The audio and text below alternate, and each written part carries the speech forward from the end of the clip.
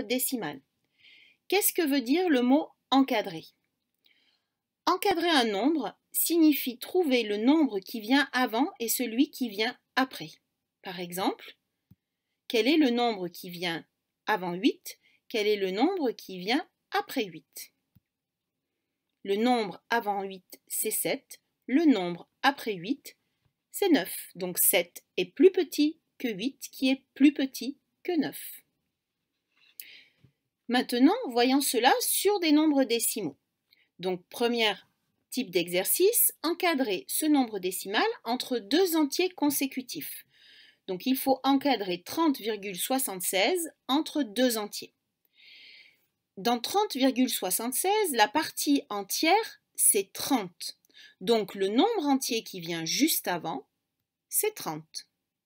Et comme on encadre entre deux nombres entiers consécutifs, il suffit de rajouter 1. Donc, on obtient 31.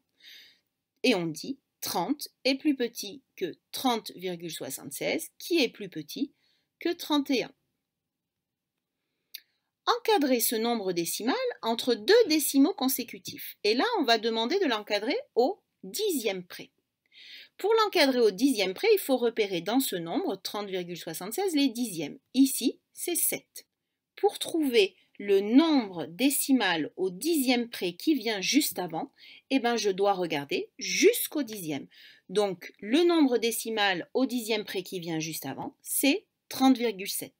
Et comme on encadre entre deux dixièmes consécutifs, on va rajouter à 30,7 0,1, c'est-à-dire 30,8. Donc on peut lire 30,7 est plus petit que 30,76 qui est plus petit que 30,8. Maintenant, je dois encadrer ce nombre décimal entre deux décimaux consécutifs. Et je vais l'encadrer au centième près. Même chose que dans l'exemple précédent, je repère ici les centièmes.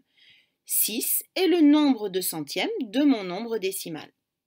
Donc pour trouver le nombre décimal au centième près qui vient juste avant, je vais regarder mon nombre jusqu'au centième et je vais obtenir 30,76.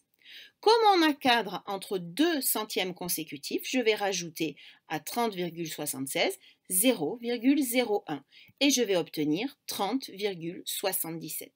Je peux donc lire 30,76 est plus petit que 30,765 qui est plus petit que 30,77.